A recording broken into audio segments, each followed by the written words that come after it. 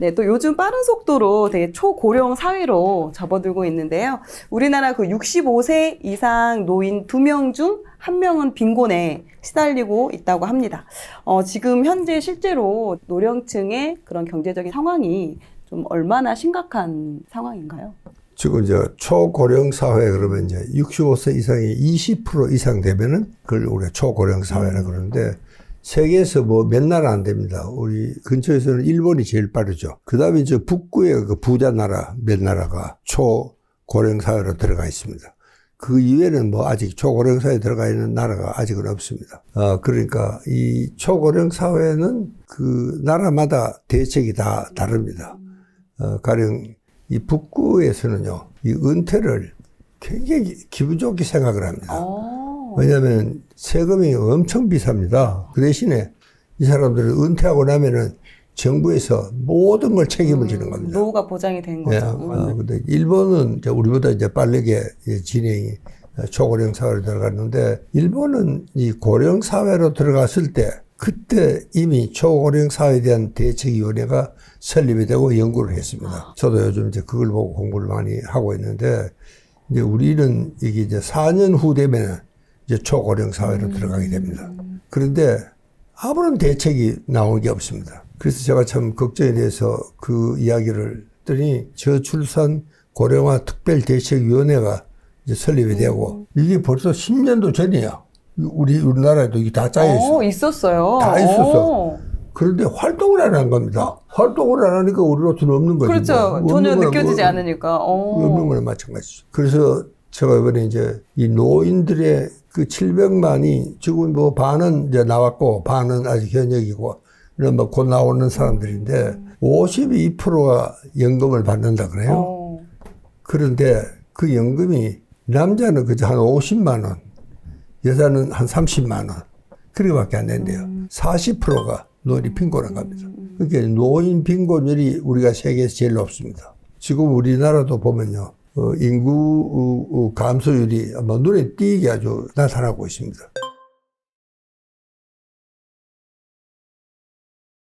자, 이런 문제 때문에 지금 우리가 지금 자살률도 좀 세계에서 제일 높지 않습니까?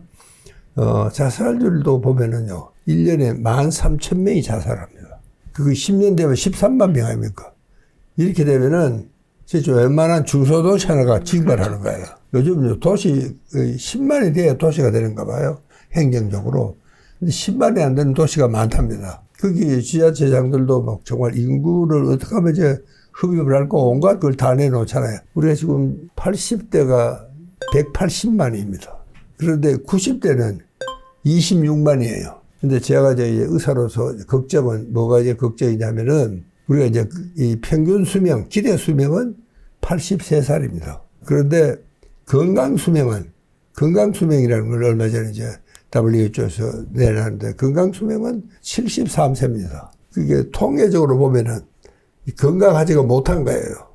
그게 우리가 사회생활 하는데 지장이 없을 정도의 건강은 돼야 된다. 그걸 우리가 건강수명이라고 그러는데 그냥 목숨에 붙어 있다고 수명이 아니야. 그러니까 이제 이 기대 수명은 83세지만 건강 수명은 73세입니다. 우리가 이제 인생 최후의 10년은 정말 앓고 죽는 겁니다. 앓다가 죽는 거예요. 그게 이제 걱정입니다. 그래서 우리가 초고령 사회에 대한 대책을 지금부터 정말 잘 세워야 되고 이 모든 게 이제 이 문제가 생깁니다. 왜냐하면은 지금 이제 국민연금도 벌써 한 50년, 60년대쯤 되면은 이게 거의 바닥이 날 정도고요. 이제 세계 4대, 우리나라 그 4대 보면 국민연금, 교원연금, 공무원연금, 이게 다 바닥이 난다고 합니다. 이제 우리가 연금에 기대고 그런 맞아. 생각을 하면 안 되고, 각자가 경제적으로 자립해야 되고, 그 다음에 건강해야 되고, 그 다음에 세 번째는, 그래서 요즘 이제 관계가 굉장히 중요합니다. 요즘 이제 가족들도 뭐 뿔뿔이죠. 그리고 이제 싱글도 그렇게 많죠. 그러니까 이 우리가 관계를 잘해야 됩니다. 그래서 참 요즘은 일본에는요 거의 한 200만 개 이상의 그룹이 있다고 그럽니다. 그 사람들끼리 가령 뭐 바둑 좋아하는 사람들끼리 같이 하는 사람끼리 만나가지고 바둑 두고 같이 또 구경도 다니고 뭐 그렇게 한다든가 그런 그룹이 그렇게 많은데 우리는 아직 그게 아직 활성화 안 돼 있습니다. 우리도 지금 이제 경로당에 있으니까 경로당을 앞으로는 이제 그런 방향으로 좀 써야 되지 않겠느냐. 이건 이제 국가에서 정책적으로 결정을 해야 되는 겁니다. 우리가 지금 그럴 힘이 없는 겁니다. 이 조직화되어 있질 않아요. 제가 최근에 또 이제 박사님의 영상을 봤는데 거기에 보니까 이제 그 60대 이제 은퇴 후에 그 이후에 이제 삶을 또 살아감에 있어서 되게 서러움을 느끼는 노인들이 많아지고 있다라고 예. 말씀하셨는데 그 서러움을 겪게 되는 이유가 왜 그런 걸까요? 그렇습니다. 이제 이 서럽다 그러면 이제 자식들이 그렇게 안 모셔주면 제일 서러운 겁니다. 그게 자식들의 태도가 제일 중요합니다. 그래서 저는 이제 그런 이야기를 합니다. 여보, 그 자식들이 잘못한다고 서러워하지 마소. 우리 아이들이 그 어릴 때 효도를 다 했다고 생각한다. 예? 이미 자라면서 그 모습 그놈들이 보여준 참, 것만으로도 돌 지내고 이럴 때 뭐 제박제박 걷고 이럴 때는 온 가족이 모여가지고 박수하고 그쵸. 얼마나 우리가 행복했습니까? 그때 우리 아이들이 우리한테 해야 될 정말 효도는 다 했다고 생각한다. 그리고 이제 나중에 나이가 들었어도 잘하면 그건 뭐 덤이라고 생각해라. 그걸 안 해준다고 서럽다고 생각하니까 이게 문제가 생기는 거 아닙니까? 근데 그 대신 이제 자기가 경제적으로 자립이 돼야 됩니다. 그러면 어떻게 해야 되냐? 각자 개인이 책임을 져야 됩니다. 누구한테 책임을 질 수 없어. 우리가 초고령 연령이 되면 아이들도 고령 사회에 그렇죠. 애들이 됩니다. 걔들이 뭐 어떻게 노인들을 참 그렇게 생각하면 지금 이 세대가 정말 제일 어려운 세대입니다. 사실은요. 그럼 노년이 돼서 힘들지 않으려면 일단 첫 번째로는 경제적인 독립을 해야 되는 그렇습니다. 그런 준비를 좀 해야 되고 예. 그리고 또 좀 더 준비해야 될 게 챙겨야 될 게 있다면 또 뭐가 있을까요? 건강이죠. 건강해야 됩니다. 첫째는요. 그 미국의 의사 한 사람이 전 세계 설문지를 줬어요. 네가 90세 되던 생일날 아침에 이 설문지를 필업해서 나한테 보내주시오. 근데 그 설문지의 기본은 뭡니까?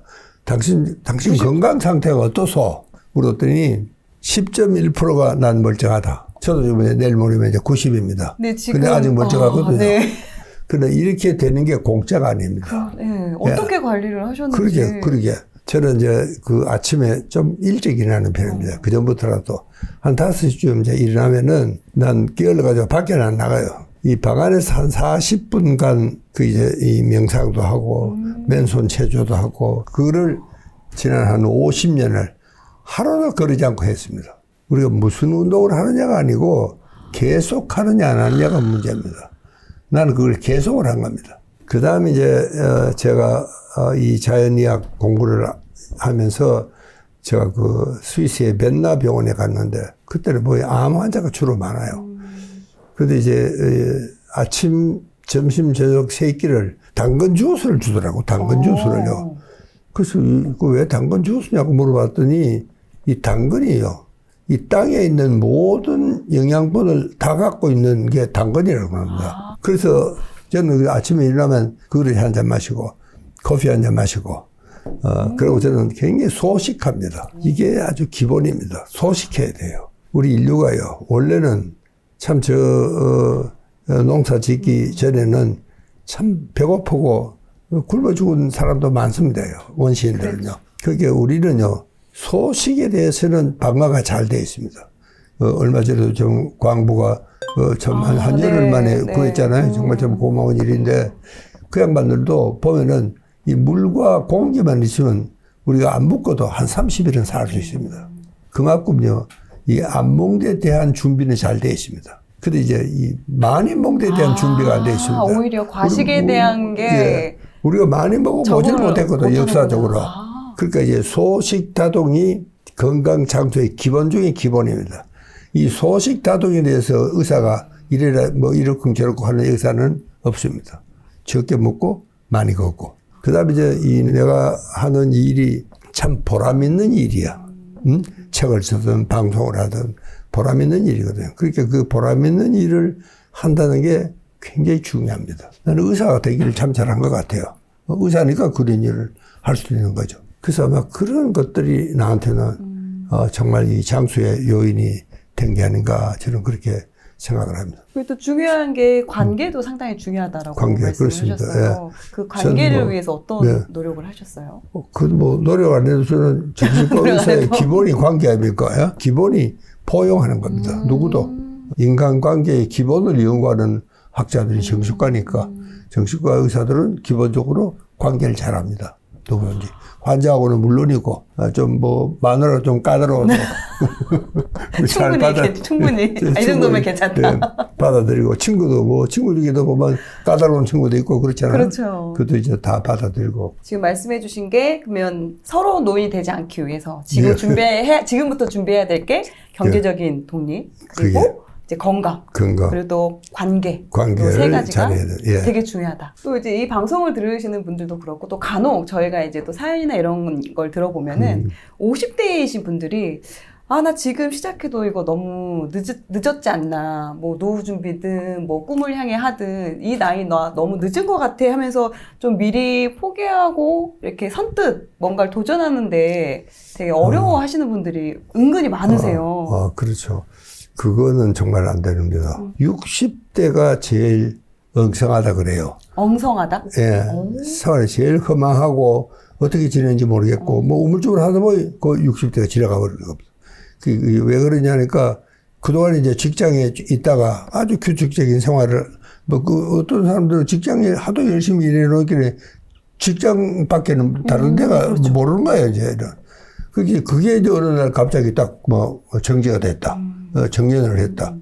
그러고 나니까 이제 뭘 해야 될지 몰라가지고 뭐 이렇게 뭐 왔다 갔다 하다 보면 옛날 명함을 들고 다니는 사람도 있습니다. 그러다 보니까 이제 그만 60대가 다 지나가 버리고 훌쩍 지나가.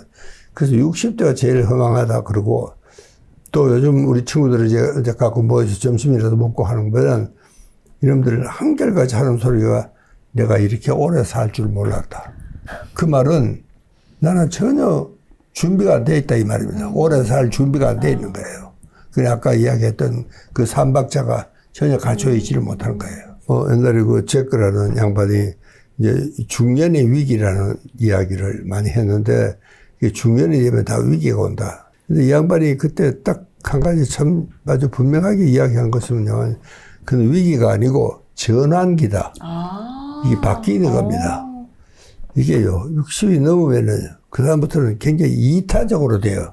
그 전까지는 굉장히 참 구두쇠 같은 그런 친구들도 60이 넘으면은 굉장히 이타적으로 돼. 남을 위해서 배려를 하고, 아이들 통근길, 길잡이도 하고, 맞아요. 그러잖아요.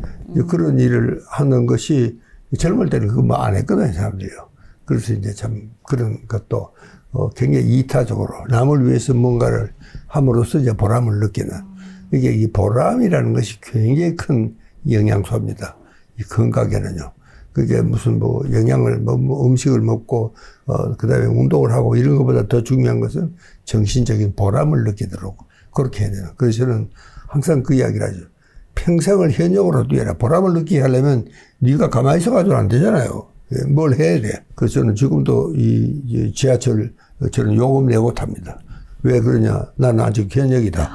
그러니까 내가 늙었다 하는 게 저는 나이를 별로 의식하지는 않습니다. 그래서 난 또 지하철 타면은 절대로 노인석 쪽으로 가지 않습니다. 그리고 이제 참, 그 젊은이들이 참 비싼 돈을 내가지고 세금을 내가지고 저 영감들 아무것도 안 하고 맨날 앉아가지고 지하철 타고 왔다 갔다 놀기만 하고 그런 영감 자리까지 또 차지하고 저리 앉아가지고 아주 미워하는 겁니다. 이 노인 미워하는 시대가 이제 옵니다. 지금도 싫어해요. 싫어하는 정도가 아니고 이제는 미워하는 정도. 이게 우리 친구들도 그래. 어디 저 끝나고 저녁에 가서 한잔 먹겠다고 또 들어가면 나가라 그래요. 그러면서 한다는 소리가 뭐 노인들이 들어오면은 뭐 물이 더러워진다나 뭐 이게 정말 노인이 존경받는 사회가 건강 장수하는 사회입니다. 노인이 존경을 받아야 돼요. 이게 노인이 정말 품격을 잃어버리고 그걸 못하면 존경을 받지 못하면은 이제 서러운 노인이 되는 겁니다. 완전히 이제 도태가 되죠. 그러니까 이제 이 노인을 지금은 이제 젊은 사람이 노인 별로 좋아하지 않습니다. 즉 아버지라 저 엄마나 되면 할 수 없지만 여기서 이제 노인을 미워하는 시대가 이제 올 수도 있습니다. 나는 이제 그게 참 걱정입니다. 그러니까 그럴수록 노인은 자립해야 돼요. 스스로가 젊은이 그게 없이도 그런 시대가 정말 올 수 있도록 우리가 해야 되겠다 그런 생각입니다. 지금 내년이면 90이 되세요. 야, 근데 그럼에도 예. 현역에서 계속해서 저희들한테 좋은 말씀 해주시고 예. 좋은 책도 많이 써주시고 예. 이렇게 왕성하게 활동을 하고 계시는데 예. 이렇게 박사님을 움직이게 하는 그런 예. 원동력, 삶의 예. 그런 원칙, 네. 원천 이런 예. 게 뭔지 궁금합니다. 예. 저는, 항상 빚제이라는 생각을 하고 있습니다. 이 많은 사람들로부터 응원을 받고, 나는 살아가는 게 아니고 살려지고 있다. 이 주위의 모든 사람들이 나를 도와주고, 저는 지금 이제 새로 토린 문화운동을 하고 있습니다만은, 그것도 정말 여러 사람들이 도와주고 있어서 그렇게 이제, 그게 이제 되는 거예요. 그러니까 나이가 들면은 빚제이다 하는 생각에서 벗어나면 안 됩니다. 그래서 이제 항상 나라에 우리가 뭔가를 해야 된다.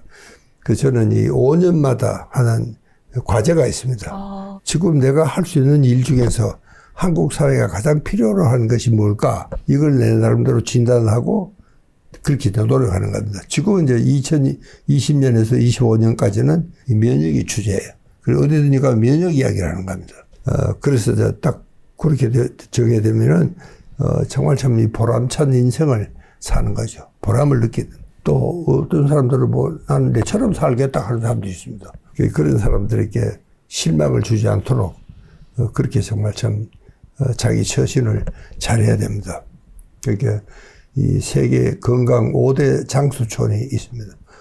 일본 오키나와도 그 중에 하나인데, 거기 사람들이 특징이 뭐냐면은 노인이 존경받는 사회더라.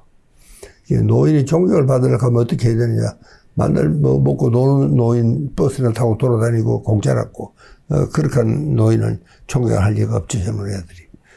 그러니까 이 노인은 그 사람들은 대개 보면 이 농사를 지어요. 이 섬지방 사람들이 많아. 그리고 또 이제 바다도 참 노인들은 태풍이 불어도 나가잖아요. 이게 이제 이 흙에서 살면 흙이라는 것은 사람을 내뱉지는 않습니다. 산업사회는 끝나면 정년이 있지만 농부는 정년이 없습니다. 자기 할 때까지 하는 거예요. 그래서 참 노인들은 자기가 먹을 것도 자기가 다 생산하고 이러니까 식구들이 존경하지 않을 수가 없죠. 이게 노인이 존중받는 사회가 돼야 된다. 그렇게 하려고 그러면 노인 스스로가 노인다워야 됩니다. 저는 오늘 박사님을 뵙고 새로운 목표가 하나 생겼습니다. 저도 90이 넘어서 지하철을 돈 내고 요금 내고 탈 수 있을 만큼 그때까지 현역으로 열심히 살아야겠다라는 생각이 그렇습니다. 오늘 딱 들었던 것 같아요. 그렇습니다. 네. 그거 하나 목표만 있어도 굉장히 건강의 하나의 키가 됩니다. 지금 또 20대 때는 기본적으로 또 체력이 좋았던 것 같은데 30대에 들어서면 피로가 이제 가시질 않는다 이런 분들이 좀 이제 많이 생겨나고 있는데요. 이런 30대 이후에 좀 삶의 질이 좋아지려면 어떻게 좀 더 활력이나 이런 게 더 생길 수 있는지. 그 경우는 잠이 해답해야 되라는 이야기 아닙니까? 분명한 것은요. 그 왜 그럴까? 그거는 대체로 우리 이 도시인들의 피로는 이 육체적인 피로가 아닙니다, 사실은요. 가령 우리가 높은 산에 등산을 하고 왔다든가, 테니스를 10게임을 쳤다든가, 그런 필요하죠. 그렇지가 않고, 보통 우리가 이 일상 도시인들의 생활에서는 좀 육체적인 피로가 얼마큼 필요하지는 않습니다. 예. 그리고 뭐가 필요한 정신적인 피로예요. 그런 사람일수록 이 정신적으로 굉장히 필요한 겁니다. 그러니까 우리가 신경을 이제 많이 쓰거나, 특히 이제 30대는요, 참 모두 참 해파람을 보는 그런 시대 같지만 또 그 뒷면에는 그렇지 않은 사람들도 많습니다. 이렇게 뭔가 하루하루가 즐겁지가 않은 거예요. 이 전부 자꾸 이제 스트레스로 이제 쌓이고 신경이 이제 쌓이니까 여러분 그래서 피곤한 것이지. 이 뇌는 우리 몸의 2%밖에 안 되지만 실제로 뇌 에너지는요 20%가 뇌 에너지를 씁니다. 그게 대식간이죠. 특히 이제 그 뇌 중에서는 우리가 이제 이 DMN이라 그래가지고 일 안 할 때 일하는 뇌가 있습니다. 그거는 이제 내가 가령 사무실에 있을 땐 일을 하죠. 화장실 가는 동안 일 안 하잖아요. 그렇죠. 그럼 이제 그럴 때는 이제 딴 생각을 하는 겁니다. 이 소위 그 잡념. 우리가 생각하면 잡념이 제일 쉬운 말이죠. 그러니까 실제로 이제 그런 생각 자체가 특별한 무슨 그것도 없이 그걸 우리가 DMN이라 그러는데, 실제로 이 DMN을 하는데 우리 에너지가 한 60 내지 80%가 쓰여진다고 그럽니다.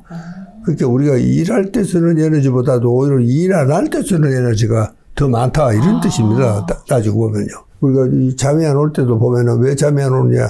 생각에 꼬리를 물고 일어나는 겁니다. 예. 그리고 거기다 뭐 건설적인 생각이라면 다행인데, 이게 그렇지가 않고, 이게 바로 이제 DMN입니다. 잡념이 그렇게 만드는 거예요. 그래서 실제로 그 잡념을 만드는 뇌 부위가 굉장히 큽니다, 실제로. 그러니까 이 잡념을 만드는 그 뇌가, 처음에는, 이것 때문에 내 피로가 온다. 그럼 이제 그거를 어떻게 하면 이제 좀 좋아지느냐. 네네네. 적절한 운동을 해야 된다. 그게 맞는 운동을 해야 된다. 하는 것이 해답입니다. 그것도 너무 심한 또 운동을 하면은 그 자체가 또 육체적인 피로를 가져오니까, 가령 뭐 정원 소지를 한다고, 청소를 한다든가, 뭐 정원 물 준다든가. 몸을 그러니까 계속 움직이라는 그렇습니다. 말씀이시네요. 오히려 가만히 있으면 더 피곤한 겁니다. 그래서 그런 사람들에게는 아주 적절한 일감을 줘야지.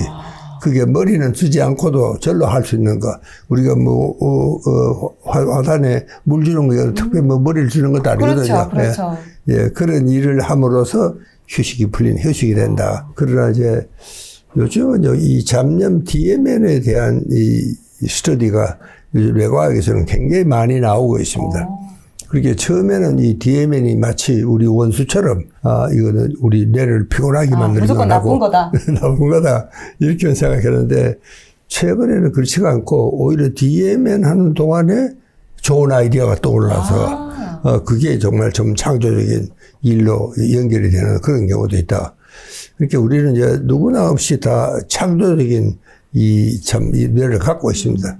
가령 내가 장보러 가는 것도 굉장히 창조적인 머리를 써야 됩니다. 뭘 해 먹을까? 그렇죠. 뭐, 시장에 가보니까 안 본 게 또 있다 그러면, 저걸 그럼 어떻게 할까? 이게 굉장히 창조적인 머리입니다, 이게. 근데 그 잡념 속에서 굉장히 좋은 아이디어가 떠오르는데, 이제 우리가 이제 그런 거를 딱 픽업할 수 있느냐, 없느냐 하는 그 차이입니다. 네. 가령 이제 저는 이제 뭐 글을 많이 쓰는 사람이니까, 이렇게 이제 지나가다 보면, 다른 사람들 그냥 지나가지만 나한테는 그게 그냥 안 보이는 겁니다. 하는 생각이 떠오르는 거예요. 그럼 그때는 이제 그 생각을 잘 정리해서 바로 좀 적어놔야 됩니다. 글감의 소재가 이제 딱 찾아지는 거네요. 예. 그렇게 이제 발상이 되는 거죠. 발상이. 근데 이제 뭐 그런 걸 안 해본 사람들은 뭐 그거 떠올라도 그냥 지나가 버리는 겁니다. 그냥 이렇게 지나가 버리면 그건 참 잡념으로서 끝나지만, 그런 이제 잡념 속에도 때로는 아주 좋은 아이디어가 떠오를 때가 있는데, 그것은 우리가 평소에 그런 아이디어가 혹시 떠오르지 않았고 어느 정도 간접적으로나마 주의를 기울이고 있어야 됩니다. 아무것도 안 하고 그냥 멍청하게 있으면 그야말로 참 잡념에서 끝나버리죠. 내가 피곤하다 그래서 자꾸 거기만 아이고 피곤하다 그런 자꾸 생각만 하지 말고, 오히려 이에 나한테는 굉장히 좋은 아이디어를 줄 수도 있다. 그렇게 좀 긍정적으로 받아들이는 자세도 중요하다고 생각합니다. 그 잡념이 생겼을 때 그거를 끄집어내서 좀 기록을 해보고 정리를 해보는 것도 도움이 될까요? 그것도 한 가지 방법이죠. 저는 그래서 항상 그 가방에다가 기록물을 항상 갖고 다닙니다. 그렇게 뭐 하루 지나고 나면 어떨 때는 뭐 텅 빈 자료도 있죠. 어떨 때는 굉장히 많은 아이디어가 거기 들어가 있습니다. 거기다 내가 이제 책을 쓸 때는 창조물로 이제 탄생을 하는 거예요. 그것은요, 내가 일한다고 앉아 있으면은 안 됩니다. 요즘은 이제 제가 무슨 책을 쓰느냐면은, 내가 겪었던 참 시시한 이야기들. 왜냐면은 참 많은 사람들이, 이시영 박사도 이런 일을 했구나. 그래도 사람들 보면, 이시영 박사도 뭐 그런 실수도 했는데, 뭐 내가 했는 실수 좀 별거 없구나. 그게 하나의 굉장히 정신치료적인 의미도 있습니다. 그때 참 DMN이 활동을 하고 있을 때 아닙니까? 그게 DMN은, 가령, 뭐든지 우리가 일을 안 할 때 하는 뇌가 DMN이다. 그렇게 생각하면 됩니다. 그걸 또 좀 더 긍정적으로 쓸 수 있는 방법은 그걸 그렇습니다. 기록으로 남기고 하루에 일기를 쓰는 것도 하나의 또 방법이 될 수도 있겠네요. 네, 또 이런 경우도 있는 것 같아요. 젊은 사람들 중에 몸은 피곤한데 오히려 잠을 더 못 자게 되는, 그래서 더 자꾸 피로가 쌓이는 경우도 있는 것 같은데, 이런 경우는 또 어떻게 해야 될까요? 잠이 오지 않는 이유는 여러 가지가 있잖아요. 이제 그 중에 한 가지가 피곤하면 대체로 잠이 오는데 이제 피곤해도 잠이 오지 않는 경우에는 이제 고민이죠. 보통 우리가 피곤하면 그만 잠이 오는데 피곤해도 정말 잠이 잘 안 오는 경우도 그 중에 한 가지죠. 그러나 또 잠이 안 온다고 내가 피곤하지 않다. 꼭 그렇게 이제 생각하는 것은 그건 안 됩니다. 그래요. 잠이라는 것은요. 왜 안 오느냐. 얘기 불안입니다. 나는 그런 사람한테는 낮에 낮잠을 좀 자라. 그렇게 이야기를 합니다. 아우, 선생님, 밤에도 잠이 못 자서 죽겠는데, 낮에 낮잠을 자면 어떡합니까? 그러면 더 잠이 안 오는 게 아닐까요? 그게 이제 이 피로가 풀리는 거예요. 저는 낮에 꼭 낮잠을 한 15분 잡니다. 15, 짧게? 예, 짧게. 근데 그렇게만 자도 굉장히 아주 리프레시가 됩니다. 아주 머리가 맑고 깨끗해지고, 그렇게 이제 되고. 그러니까 이 낮에 낮잠을 자면은, 내가 잠이 안 와도 뭐, 내가 낮에 잤으니까 좀 뭐 덜 자도 되겠지. 안심을 하거든요. 자고 잠이 왜 피곤한데 왜 잠이 안 올까? 그 생각하는 그 생각 때문에 잠이 안 오는 맞아요. 겁니다. 또 걱정해요. 네, 나 이렇게 네. 안 자면 내일 힘든데. 그 걱정이 또 잠이 더 안 오는 것도 있고. 그렇습니다. 그러니까 이제 낮에 낮잠을 조금 자놓으면은, 밤에 안 와도, 내일 낮잠 좀 자지 뭐. 그럼 또 안심이 되죠. 그러니까 우리가 이제 잠이 안 오는 거는요. 이 애기 불안 때문에 잠이 안 옵니다. 안 오면 어떡하지? 하고 걱정을 하기 때문에 잠이 안 오는 거예요. 뭐 안 오면 난 밀린 일이나 하지. 이렇게 하고 책상에 떡 붙어 앉고, 쓰고 있으면 10분도 안 돼서 잠이 옵니다. 그렇죠. 정작 그러니까, 일을 하면 바로 잠이 오는. 그렇습니다. 예. 그렇기 때문에 우리가 이 잠이 안 온다고 너무 그렇게 이제 예를 두지 말고 오히려 역설적인 방법도 있습니다. 내가 오늘 밀린 일을 좀 해야 되겠다. 그러라고 잠이 안 오는 갑다. 이렇게 좀 긍정적으로 좀 생각하는 우리가 인생관이 모든 것을 긍정적으로 좀 생각할 수 있는 그런 여유가 좀 있으면 좋을 것 같습니다. 더구나 요즘같이 모두 어려운 이런 시절에는 정말 긍정적인 생각을 할 수 있는 이런 여유가 있어야 되겠다. 잠이 안 온다고 뭐 이렇게 낮에 더 많이 움직이고 저는 이런 말씀을 하실 거라고 생각을 했는데 그게 아니라 오히려 오침을 자고 잠이 안 오면은 그거에 대한 스트레스를 받지 말고 오히려 그 시간에 뭐 책을 보든 뭘 하든 그러면 금방 오히려 잠이 온다. 그 화병이라는 그 용어를 세계 최초로 정신의학 용어로 만드셨잖아요. 근데 이 화병이라는 게 왜 유독 한국 사람들한테만 발생을 하게 되는지 그 이유가 있나요? 이 영어는 상업 영어니까 아주 그 사람들은 좀 거절을 해도 기분 나쁘지 않게 거절을 한다든가 또 그런 거를 아주 참 잘해요. 그리고 그 사람들은 표현하죠. 우리는 이제 경우에 따라서는 좀 어려운 사람들, 내보다 위 사람들한테는 함부로 말을 못 하잖아요. 맞아요. 이제 그러니까 이제 쌓이는 거죠. 예. 그러니까 가령 뭐 옛날 같으면 이제 이 시어머님과 며느리의 관계 이 제일 어렵잖아요. 그 요즘은 뭐 또 이 입장이 더 바뀌었어요 또. 요새는 장모님과 사이의 관계 이런 게 또 갈등이 좀 있죠. 그것도 그렇고 그 다음에 이제 이 직장에서도 상사와의 관계가 그것도 이제 잘못하면 뭐 더 커지 문제가 더 복잡해지잖아요. 그게 뭐 참고 견딜 수밖에 없는 그런 형편인데. 그렇다면은 이게 또 화병이라는 게 정확하게 또 이게 이해를 못 하시는 분도 계실 것 같아요.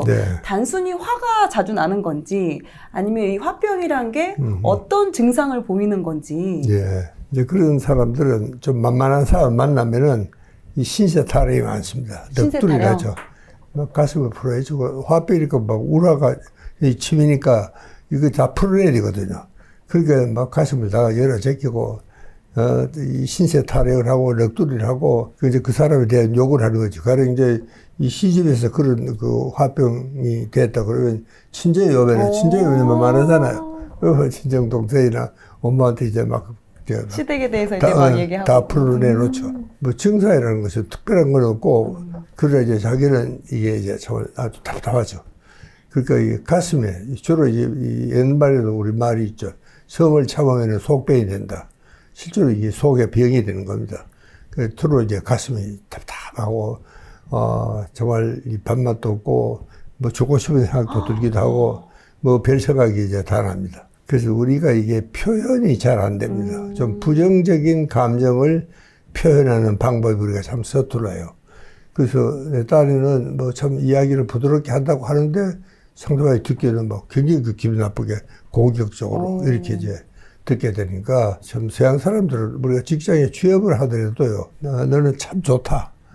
그런데 올해 우리 회사 정책이 이런 방향으로 하는데 너는 그 방향하고 다르니까 너 내년에 네가 다시 하면 입사를 해다오. 그거 뭐 떨어진 사람 기분이 나쁘지가 않잖아요. 되게 정중하게 거절을 하네요. 그게 이제 영어라는 게 상업 문화거든요. 그래서 그 사람들 우리 영어권을 표현 문화권이다 그렇게 하죠. 그 사람들이 표현을 하는 거예요. 기분 나쁘면 그걸 참 상대방이 기분 나쁘지 않게 이제 이야기를 하는 겁니다. 난 네가 그렇게 하는 것이 난 이렇게 해줬으면 좋을 것 같다라든가 뭐 그렇게 아주 참 잘하는데 우리는 이제 그런 표현 문화가 아닙니다. 우리 표현은요 신체적으로 하는 겁니다.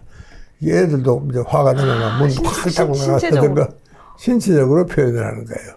그러니까 이제 말로 사는 게 아니고 그러니까 우리도 이제 뭐 데모 때도 보면 이제 뭐 이 노사 문제가 생겨들어도 보면은 이게 그냥 말로서 이렇게 이제 해 나가면 되는데 이게 막 나중에는 격해지고 이렇게 되니까 우리가 확실히 이제 그런 그 감정 조절이 잘 되지가 않습니다. 그걸 특히 이제 부정적인 감정은 뭐 내가 상대방한테 부정적인 이야기를 한다는 게 이게 정말 굉장히 어려운 게. 근데 그 말을 잘 할 수 있는 사람이 그렇게 많지가 않습니다. 그런 게 어렸을 때부터 부모님이 나한테 하는 거나 이제 주변 사람들 봤을 때 그걸 배울 수 있는 기회가 별로 그렇습니다. 없었던 것 같아요. 말을 정말 잘한다 하는 것은 뭐 말을 뭐 잘하는 것보다 상대방이 기분 나쁘지 않게 내 의사를 전달이 잘 돼야 되는데 이제 그런 말이 우리는 잘 안 돼 있습니다. 실제 우리는 언어가 막 굉장히 거칠어요. 대체로 보면은.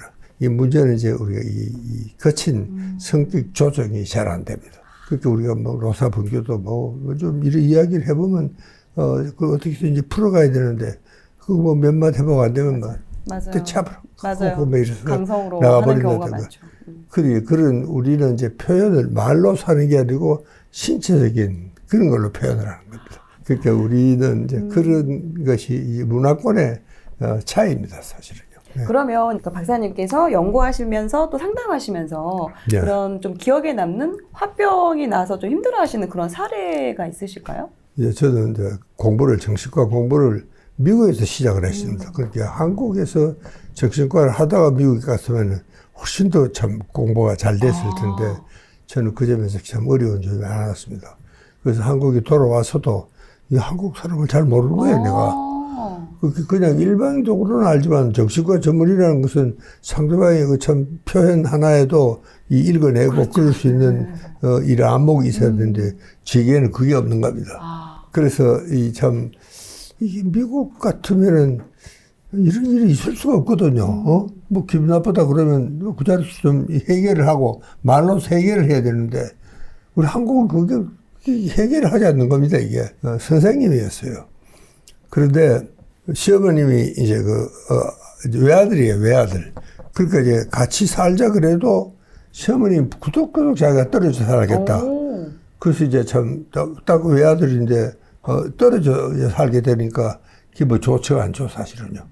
그런데 이제 그 언제부턴가 아들을 불러가지고 제가 뭘 자꾸 훔쳐간다. 우리 집에서. 시어머님이 며느리가 뭘 자꾸 돈도 훔쳐가고. 참, 이 학교 선생인데, 그게 이 남편도 들어봐도, 그럴 리가 없는데, 그때 그 말을 또 묻기도 어렵잖아요. 그렇죠. 마누라한테, 네, 맞아요. 너 이거 훔쳤나 소리 어떻게 합니까요? 그래서 참, 몇 달이 지나가는데도 점점 상황이 악화가 되고, 그 어떨 때는 뭐 아들을 직장에서 불러내가지고, 나 이것도 또 없애줬다, 저것도 없애줬다. 이 사람은 그렇게 내 생각에는 이래요. 그렇게 뭘 자꾸 잃어버렸다. 그러니까 우리 이제 젊은 의사들은 그 말을 뭐 옳게 그냥 그대로 액면 그대로 받아들이지만 이제 저는 그래도 이제 나사를 먹었으니까 내가 그랬죠. 어머님한테 어머님 큰 걸 잃어버렸네요. 며느리가 큰 걸 훔쳐갔습니다. 제일 중요한 남편을 아들을 훔쳐갔잖아요. 그게 참 이 며느리가 뭐 완전히 정말 화병에 걸린 겁니다. 그렇죠. 예, 말도 못하고 그래서 어떨 때는 막 너무 집에 억울하고 이러면 그냥 뭐 사이도 아니고 자꾸 훔쳐갔다고 도둑으로 모으니까 이 선생님이 정말 아주 참 애를 많이 먹었어요. 그래서 결국 이제 남편한테 이야기를 했고 그 이야기를 딱 들어보니까 이 남편이 정신과 의사가 아니라도 우리 엄마가 감을 좀 이상하다. 그래서 병원에 입원을 한 겁니다. 입원을 시키셨어요? 입원을 했어요. 예. 그러니까 이제 참 문제가 많이 해결이 되고 이게 이제 훔쳤다는 게 따지고 보니까 제일 중요한 걸 훔쳐간 거야. 그러니까 실제적으로는 가져간 게 없는데 예. 이미 지금 자기 마음에 이제 상실감이 크셨던 거죠. 그렇습니다. 그렇게 이제 좀 아들을 훔쳐갔으니까 뭐 참 큰 걸 훔쳐간 거죠, 사실은. 근데 이제 그 마음을 또 알아주시니까 예. 거기에서 이제 또 이제 그래서 지금 이제 거고. 참 그 이야기를 제가 이제 하고 나니까 그 우리 밑에 좀 주니어 스태프들이 선생님 역시 이 나이가 이야기를 합니다. 정신과 의사가 되려면은 어느 정도 연륜이 쌓여야 될 것 같습니다. 자기는 한 번도 그렇게 생각해 보진 않았대요. 예, 한 번도. 진짜 이면으로 훔쳐갔거나 뭐 그렇지. 계속 똑같은 말씀을 하시니까.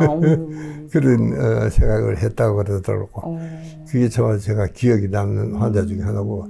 이제 그 이야기가 정말 완전히 노출이 돼서 엄마가 입원까지 하고 이렇게 되고 이제 해결이 될 때까지는 이 선생님은요 참 얌전한 선생님이셨어요.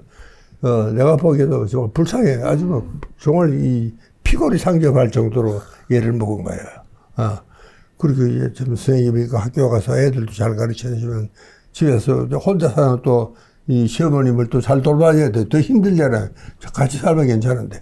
그거 가서 이제 밥도 따로 해드려야 되고, 반찬도 따로 해드려. 그렇게 잘하는데도 하고 돌아오면은 뭘 훔쳐갔다고. 하고 버릇해오니까, 이건 뭐 좀 특별한 케이스지만, 그러나 이제 대체로 이 참 며느리 입장에서는 도저히 수긍할 수도 없는 그런 일 가지고 자꾸 이제 막 애를 먹이고 막 그렇게 하니까 이 며느리로서는 정말 좀 시어머님한테 뭐 말을 할 수도 없고 그러니까 정말 참 아주 힘들죠. 예. 그런 경우는 진짜 어떻게 보면 상담이나 이런 게 정말 꼭 필요한 상황이었네요. 그렇습니다. 안 그랬더라면 뭐 참 이 집은 굉장히 아주 심각한 그렇게 되면 아주 부부간에 또 문제가 또 생길 수가 있습니다. 그게 이 남편은 누구 편을 들어야 되면 엄마 편을 뭐 들 수도 없고 마누라 편을 들 수도 없고 가운데서 너무 힘들죠. 예, 그게 이 가족이 다 아주 어려워졌던 그런 케이스가 있어요. 조금 뭐 심했던 케이스입니다. 보통 뭐 화병 그러면은 뭐 이 며느리가 뭘 훔쳐갔다든가 그런 말을 하지는 않거든요. 뭐 이제 뭐 별거 뭐 밥맛이 없다든가 뭐 반찬을 못 한다든가 뭐 청소가 잘 안 됐다든가 그런 걸 가지고 괜히 이제 투집을 잡는 겁니다. 예. 말씀하신 것처럼 보면은 오히려 직장에서 사람들을 더 많이 만나고 동료들하고 많은 시간을 보내는데 실제적으로 화병을 일으키는 대상은 오히려 가까운 가족들한테 이런 화병이 더 많이 생기는 것 같아요. 그래서 저는 처음에는요, 이게 몰랐어요. 이게 뭐 왜 이렇게 되는지 이해가 안 되셨구나 처음에는. 왜 미국에는 그런 환자가 없으니까요. 이게 도저히 이해가 안 가는 거예요. 근데 우리 한국의 정신과 동료들은 흔히 보니까, 그거 뭐, 우리 건 뭐 그런 거다 하고 생각하는데, 나로서는 그래서는 안 되는 거예요, 진짜. 그래서는 안 되는 일이 벌어지고 있는 게 한국 가정입니다. 이 말하는 법을 좀 배워야 된다는 것도 근본적으로는 저는 그게 해결책이라고 생각합니다. 시어머님한테 참 아주 그날을 뭐 좀 마시는 것도 해드리면서 좀 이야기를 조금 전에 비친다든가 뭐 그런 것도 이제 한 가지 이제 방법이고 그럴 때는 참 이 남편의 역할이 참 중요합니다. 예? 남편이 아무래도 이제 이야기하면 그것도 잘못하면은 막 엄마가 누구 둘이가 막 짜가지고 나를 이렇게 한다고. 또 오해할 수도 있죠. 그리고 더 오해하는 거예요. 그래서 참 그것도 아주 힘듭니다. 그렇게 그 남편도 그 좀 반정신과 의사가 돼야 돼. 그렇게 우리는 이 첫째는 이 자기 표현술에 대해서 우리 연구를 좀 해야 될 것 같다는 생각이 내가 나만의 표현하는 방법을 찾아야 된다는 말씀이시죠. 그렇습니다. 우리가 이제 이 표현하는 방법이 굉장히 극단적입니다. 이게 이제 뭐 우리가 요즘 길에서도 보면은 보복 운전이라는 것도 따지고 보면은 그때 뭐 순간적인 화가 막 확 치니까 그건 뭐 우라병하고는 조금은 다르지만 기전은 비슷합니다. 참 어려운 게 우리가 지금 제일 힘든 게 뭐냐면은 감정 조절이 안 되는 게 우리 한국 사람으로서는 굉장히 큰 문제입니다. 그래서 제가 지금 세로토닌 문화원을 운영하는 것도 바로 그런 겁니다. 우리가 이제 세로토닌이 부족하면 그걸 참아내는 조절하는 능력이 떨어집니다. 조절을 못해요. 그러니까 이제 이 보복운전이라는 것도 고속도로에서 이 보복운전을 그 차가 나중에 뭐 이야기를 들어보니까 큰 사고가 났대요. 그럴 수밖에 없고 고속도로 한복판에 세워놓고 참 이 길을 보면은 한국 사람들이요 실제로 이제 그런 이 폭력으로 인해서 이 검찰에 기소되는 율이 미국, 일본에 비해서 우리가 16배가 높다고 그럽니다. 의외인데요. 굉장히 그 폭력 사범으로, 예. 이런 게 참 보면은 우리도 참, 우리가 정말 고맙게도 저는 우리나라 이 총기 건 컨트롤이 참 잘 되고 있습니다. 이게 아마 총기가 미국에로 그랬다면은 우리 아마 매일 살해사건을 보게 되지 않을까, 저는 그런 생각이 듭니다. 그럼 그 말씀하신 것처럼 이야기를 하면서 풀어야 되는데 혹시 그럼 그 이야기 하는 사람이 나한테 화병을 일으키는 사람한테 이야기를 하는 게 나은지 아니면 오히려 그냥 제3자한테 이야기하는 게 나은지. 화병의 원인은 가령 시어머님한테 그 말 했던 큰일 나죠. 왜냐면 이렇게 이야기로 좀 잘 풀어갈 수 있을까라는 기대감에 할 수도 있을 것 같은데 뭐 어렵군요. 예, 그게 참 어렵죠. 하더라도 굉장히 간접적인 방법으로 뭐 그렇게 한다든가 그렇게 하면 다행인데 요즘은 또 뭐 이 세상이 그 당시에 바뀌었는지 요즘 그 젊은 정신과 의사들한테 물어보면은 요즘 이제 며느리 눈치를 시어머님이 봐야 되니까 요즘 화병 환자가 이제 거꾸로 됐다고 합니다. 그러니까 그전에는 며느리가 화병 걸리는데 요즘은 시어머님이 이제 화병 걸린다고 그럽니다. 시대가 바뀌면서 또 그런 또 상황이 또 벌어지고 있는 상황이네요.